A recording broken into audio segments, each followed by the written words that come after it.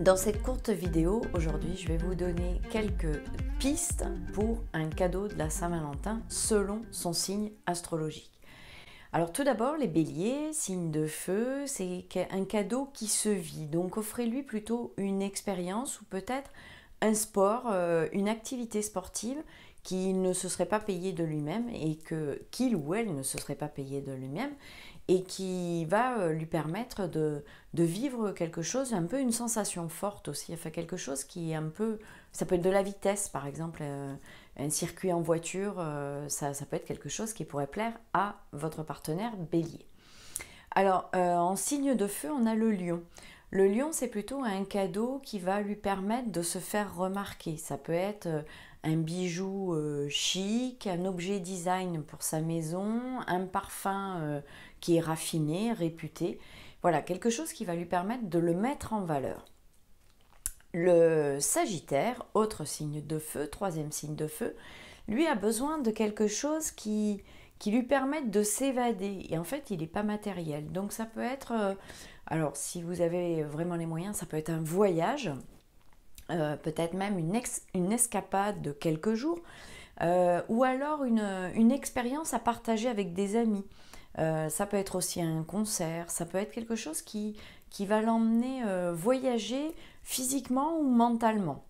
Alors maintenant, les signes de terre. On a le taureau. Le taureau, c'est un signe gourmand, donc ça va être plutôt un cadeau gourmand. Ça peut être une bonne bouteille de vin, ça peut être l'emmener dans un bon restaurant gastronomique, ça peut être aussi lui offrir un ustensile de cuisine, puisqu'il adore cuisiner le taureau, ou quelque chose qui pourrait améliorer son jardin, puisqu'il a la main verte et que généralement le taureau aime bien faire du jardinage. Le signe de la Vierge, autre signe de terre, pour la Vierge, ce serait plutôt un cadeau utile, un cadeau qui va permettre de parfaire ses connaissances. Ça pourrait être un livre, ça pourrait être peut-être un DVD sur un documentaire, un sujet qui lui plaît, que ce soit la femme ou l'homme vierge. Ça peut être aussi un ustensile de cuisine, quelque chose d'utile, quelque chose qu'il aurait besoin, il ou elle aurait besoin dans sa vie de tous les jours, peut-être pour son travail aussi, ou pour bricoler. Le Capricorne, le Capricorne, c'est un signe qui est pratique, qui est plutôt traditionnel. Ça va être plutôt un cadeau. Alors ça peut même être un jeu de société, ça peut être un parfum classique, ça peut être un bon livre aussi, quelque chose. C'est plutôt traditionnel. Il veut quelque chose de simple, le Capricorne. Donc les signes d'air maintenant, on va voir le Gémeaux. Le Gémeaux est un signe qui est plutôt cérébral et qui aime s'amuser. Donc je suggérerais un cadeau qui allie ou l'un ou l'autre ou voire les deux. Donc ça peut être une pièce de théâtre voilà, une pièce de théâtre, un spectacle comique. Ça peut être aussi cérébral, ça pourrait être par exemple quelque chose qui lui fasse travailler son intellect.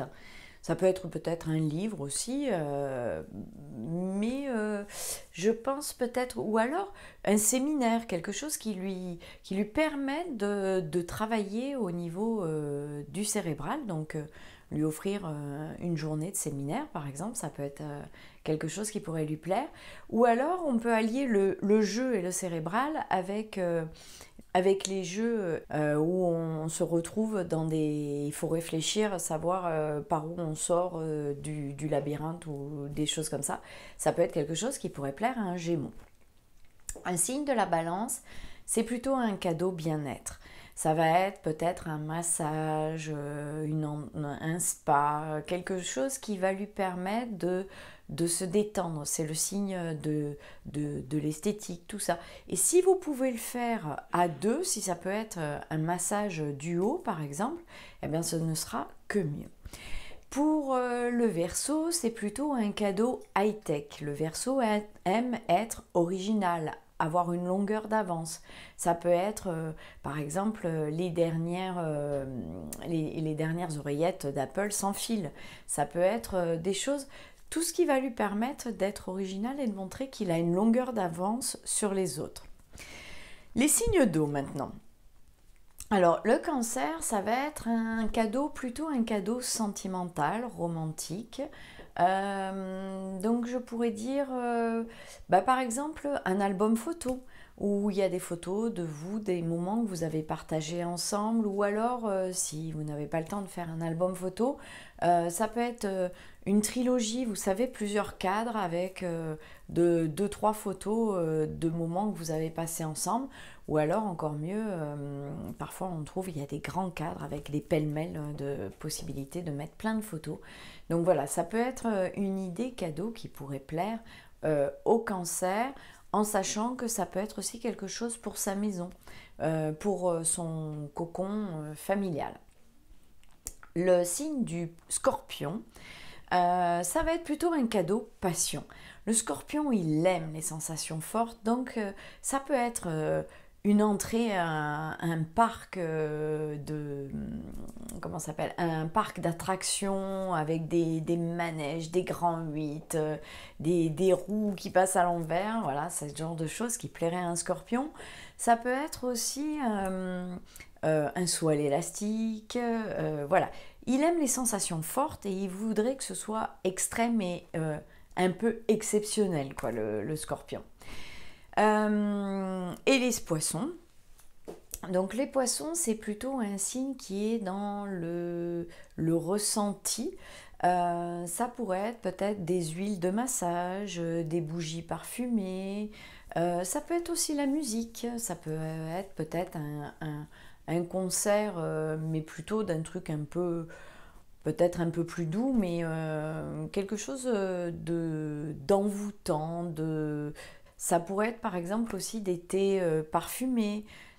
Alors maintenant, si vraiment vous êtes pas inspiré par toutes les idées que je viens vous donner, si vous êtes un homme, bon après les femmes peuvent faire aussi ce type de cadeau, mais si vous êtes un homme et que vous n'avez vraiment pas d'idée, donc il y a quelque chose qui plaît, je pense quasiment à toutes les femmes, c'est un bouquet de roses. Et on va voir la signification d'abord des couleurs de rose et après on va voir la signification du nombre de roses que vous allez mettre dans votre bouquet.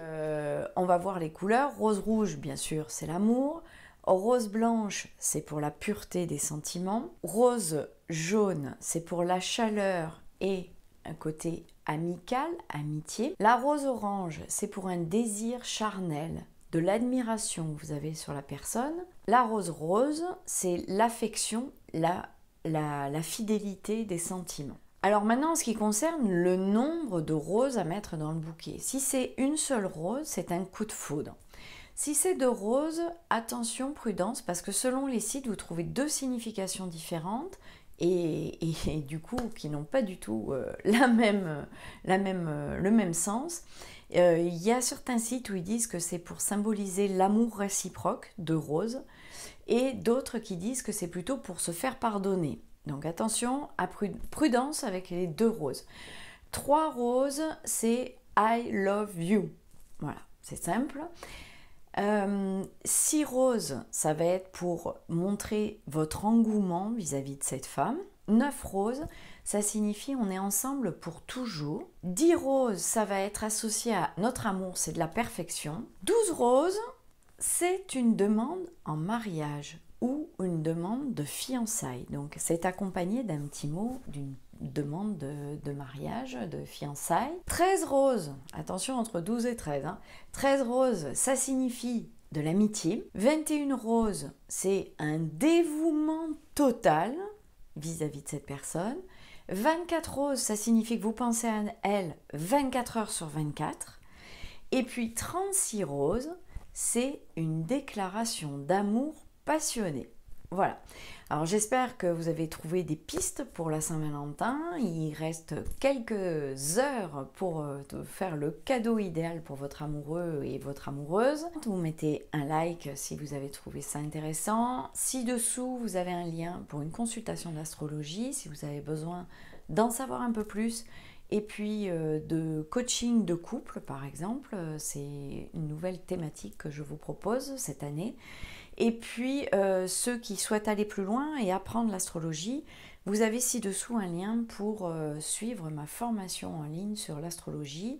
Vous avez un lien ci-dessous pour télécharger un guide que j'ai fait spécialement pour vous pour connaître votre ascendant. Et puis vous avez un descriptif de votre ascendant, vous lisez aussi votre signe solaire et vous avez une idée de votre caractère, de quelques traits de caractère du vôtre ou de celui d'une autre personne.